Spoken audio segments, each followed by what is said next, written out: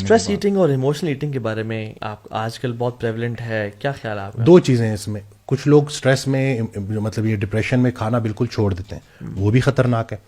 اور بالکل اس کے اپوزٹ ہے کہ اتنا زیادہ کھاتے ہیں کیونکہ اس کھانے کے ذریعے وہ اپنے آپ کو ریوارڈ کر رہے ہوتے ہیں. تو وہ بھی ایک بہت خطرناک بیماری ہے کیونکہ وہ سولوشن نہیں ہے، وہ آپ کو مزید بیماریوں کی طرف لے کے جائے گی.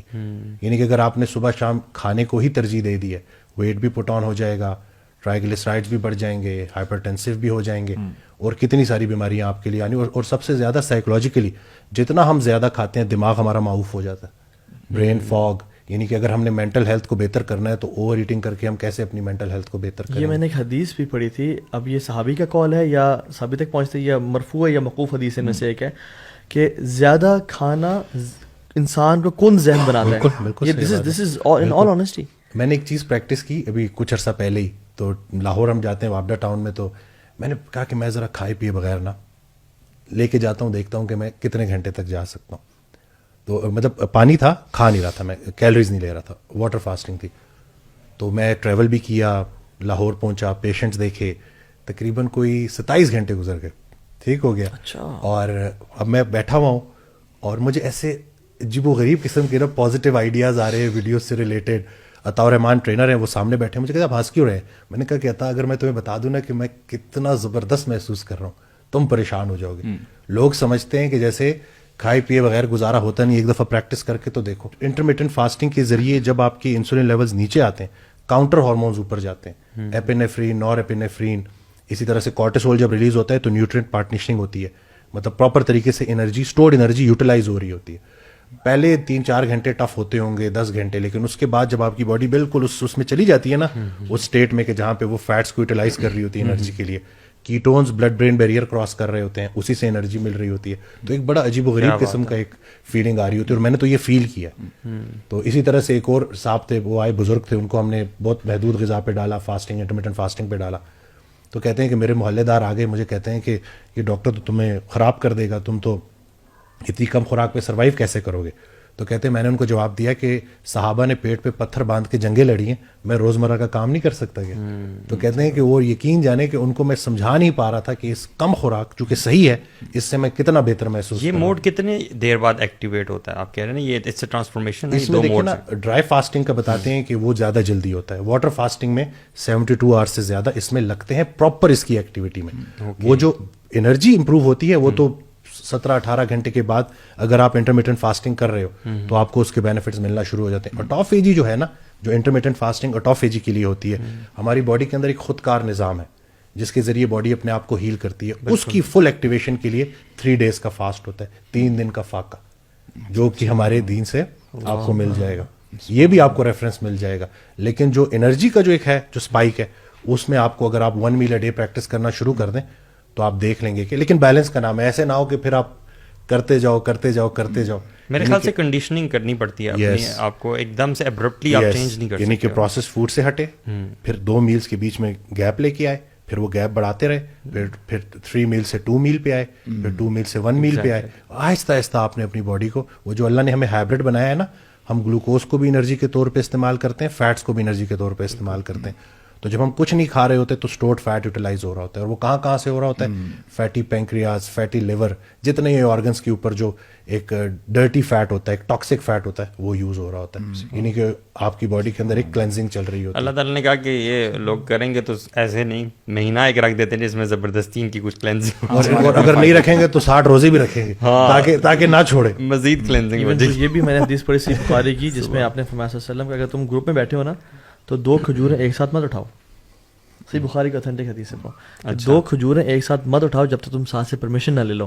یعنی سلو ایٹنگ کرو، ایک کھاؤ اور بعد میں دوسری کھاؤ. ہم جب بچے بھی ہوتے ہیں نا، ہم کی یہ یعنی ہم ان کی تربیت یہ نہیں کرتے کہ بیٹا جب چپس کھا رہے ہو فل کر لیتے ہیں، پلیٹس پہلے کھولنے سے پہلے اور چپس ہو تو وہ 2 چپس کٹے، 3 چپس کٹے. حالانکہ یہ سنت میں سے ہے کہ بیٹا 1 چپس ایٹ اے ٹائم. میں نا بڑا تیز تھا، ٹھیک ہے، میں نا ایسے چپس لے کے نا نیچے رکھ ہو جاتا تھا، کچھ کھا رہا ہوں کچھ نیچے رکھ. جب ختم ہو گیا نا چلے گئے تو میں نے پلیٹ لیا. کیا بات ہے, یہ تو ٹیکنیکل بات ہوگی, یاد سیکھ لیا بہت سارے لوگوں نے, بڑے لوگوں نے سیکھ. وسیم بھائی ایک بات بتائیں, ایک بندہ کہتا ہے کہ وسیم بھائی ٹھیک ہے میں موٹیویٹڈ فیل کر رہا ہوں, بٹ مجھے ڈر ہے کہ میں کہیں اتنا زیادہ نہ بڑھ جاؤں اس میں کہ میں اپنے برین کو یا اپنی ہیلتھ کو ڈیمیج کرنا شروع کر دوں. ٹھیک ہے, سو اگر مجھے آپ بتائیں کہ میں کتنے میلز پر ڈے پہ آ جاؤں, کیا 1 میل ہیلدی ہے, نمبر 2 کتنی سلیپ, جو آپ نے 4 چیزیں بتائیں اس کا ذرا بیئر منیمم بتائیں. دیکھیں 6 آورس کی سلیپ ہونی چاہیے, اور وہ بھی رات کی, کہ رات کو 10 بجے 9 بجے سو جائیں, عشاء کے بعد, اور 2 بجے تک آپ بیچ میں اگر جاگ بھی جاتے ہیں, ٹھیک ہے, تہجد کے لیے اٹھتے ہیں, وہ سب کے اوپر فرض نہیں ہے, لیکن اگر آپ بہتر سمجھتے ہیں تو مطلب اس میں بہت سارے فائدے ہیں. اسی طرح میں ایک بات ایڈ کروں گا, ہمارے شیخ ہمیں کہتے ہیں, اور وہ بڑے ایکسپرٹ ہیں, کہتے ہیں سکسیزفل پیپل جو ہائیلی سکسیزفل اینڈ پروڈکٹیو ہوتے ہیں, they work from 2 AM to 2 PM بس. کیا بات, ان کا جو ورک اسکیجول ہوتا ہے نا, یعنی جو ایکٹیویٹی اسکیجول ہے ان کا, اللہ it's from 2 AM till 2 PM. 2 بجے اٹھے, اچھا وہ سوتے کب ہیں پھر, یعنی کیونکہ اسلام میں نا راتیں پہلے آتی دن سے, جو بندہ اپنی راتیں منظم کر لیتا ہے وہ اپنے دن منظم کر لیتا ہے, اور وہ رات جلدی سو گئے, عشاء کے فوراً بعد سو گئے, اور 2 بجے اٹھ گئے.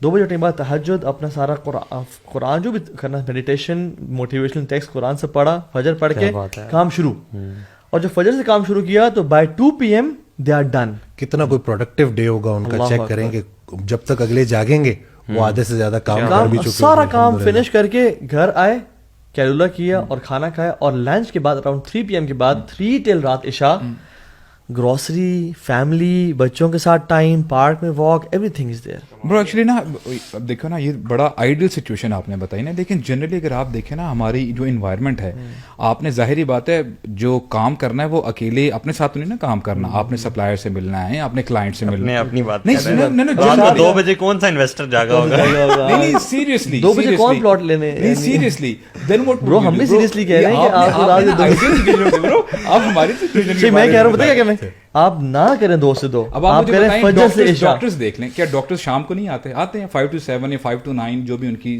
شفٹ ہوتی ہے, تو دیر آر پیشنٹس ہم پتہ کریں ایوننگ, ہم فجر سے عشاء کر لیں, یعنی ہم, میں کہہ رہا ہوں یہ تو سپر اے گیمرز ہیں نا. میں بچوں کو پک کرتا ہوں نا صبح, اور پھر میرا رات کو 9 بجے کے بعد 9:30 بجے کے بعد میرا جاگتا رہنا امپاسبل ہے, وہ ہو ہی نہیں سکتا. آپ کو مطلب ریسٹ لینا ہے, کیونکہ فجر سے عشاء اپنا اسکیجول رکھیں, عشاء کے بعد سو جائیں انشاءاللہ. بیسٹ اس میں آپ نے یہ سلیپ کی بات کی کہ پہلے سلیپ اپنا کم از کم اتنا کریں, اور دن کے ٹائم بھی سونے کو پریکٹس کریں, کہ بے شک 1 گھنٹے کا ایک نیپ وہ آپ لیں, اس سے انشاءاللہ کافی بہتری ہوگی. وہ جب بھی پوڈ کاسٹ شروع سے پہلے ریسرچ شیئر کرتے جو گریک تھی وہ, ہاں بالکل, کہ اس میں گریس میں یہ دیکھا گیا کہ کچھ عرصے کے لیے, یہ ڈاکٹر میتھیو واکر ہیں, انہوں نے 20 سال سلیپ کے اوپر ریسرچ کی ہے, آپ سرچ کر سکتے ہیں ان کو. تو انہوں نے بتایا کہ کس طرح سے کچھ عرصے کے لیے نا ایک اسٹڈی کی گئی کہ یہ جو کیلولا تھا دوپہر کے ٹائم سونا, اس کو ختم کیا گیا, اور پھر دیکھا گیا کہ اس کے ہیلتھ کے اوپر کیا امپیکٹ ہے. تو دیکھا گیا کہ ان میں دل کی بیماریاں بڑھ گئیں.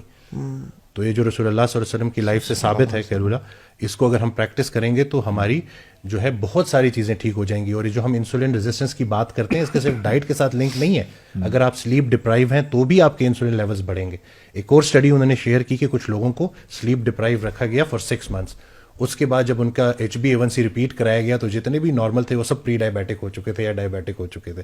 یعنی کہ جو بے ضرر سی آپ جو بالکل آنکھ بند کر کے سوئے ہوئے ہو, اس کے اندر بہت ساری چیزیں ہو رہی ہیں. ایک اور چیز ہے گلمفیٹک سسٹم کا, یہ بھی پتہ چلا جب میں میڈیکل اسکول میں تھا, ہمیں ان چیزوں کا نہیں تھا پتہ, یہ ابھی دریافت ہوئی ہیں یہ چیزیں, کہ گلمفیٹک سسٹم جب آپ گہری نیند سوئے ہوتے ہو اس دوران یہ ایکٹیویٹ ہوتا ہے, اور یہ آپ کے برین کو صاف کر رہا ہوتا ہے. جتنی آپ کی گہری نیند ہے اتنی, میں کوانٹٹی کی بات نہیں کر رہا ہوں, کوالٹی کی بات کر رہا ہوں, جتنی آپ کی گہری نیند ہے اتنی یہ گلمفیٹک سسٹم ایکٹیویٹ ہوگا اور یہ دماغ کو صاف کرے گا. اسی طرح سے ہپوکیمپس میں, یعنی کہ اگر آپ اچھی نیند لے رہے ہو تو آپ کا حافظہ بھی بہتر ہوگا, اور جو نئی چیز آپ سیکھنا چاہتے ہو وہ بھی آپ بہتر طریقے سے سیکھ سکو گے. دونوں کے لیے نیند کی کوالٹی بڑی میٹر کرتی ہے. اس دن ایک حافظ قرآن آئے, ان کو جب میں نے یہ ڈاکٹر میتھیو اگر کے سارا بتایا نا, تو کہتے ہیں کہ میں اس کو ریلیٹ کر سکتا ہوں. جیسے ہی جب میں حفظ کر رہا تھا, جب میں سبق پڑھتا تھا, اور فجر کے بعد جب میں اٹھتا تھا اور میں اس کو دوبارہ سے ریکال کرتا تھا, اس کو دوبارہ سے میں اس کا کہ وہ پکا ہو جائے میرا وہ سبق, تو جو فجر کے بعد میں یاد کرتا تھا وہ مجھے نیند کے بعد نہیں, کہ جب سو کے میں اٹھتا تھا تو میری وہ یادداشت سب سے اچھی ہوتی تھی, مجھے میمورائز کرنے میں زیادہ مشکل نہیں ہوتی تھی. تو یہ جو نیند ہے نا, اور پھر نیند بھی ایسی کہ جس میں ڈسٹربنس نہ ہو. رات اللہ نے اسی لیے بنائی ہے نا کہ اس میں آپ کو وہ اندھیرا بھی مل گیا، میلاٹونن، وہ ساری کی ساری چیزیں، ساری پیچھے اس کی بھی سائنس. اسی طرح سے خاموشی مل گئی، تنہائی مل گئی، ٹھیک ہے نا، کافی چیزیں. تو اس کو آپ پراپر طریقے سے یوٹیلائز کریں. اور خیر الامور اوسطھا، بہترین کام وہ ہیں جو میانہ روی کے ساتھ کیے جائیں. تو ایک بیلنس ہے جی. جب آپ بیلنس سے آؤٹ ہوتے ہو تو آپ کی باڈی چیخیں مارنا شروع کر دیتی ہے بیماریوں کی شکل میں. اینگزائٹی، ڈپریشن کتنا کامن ہو گیا.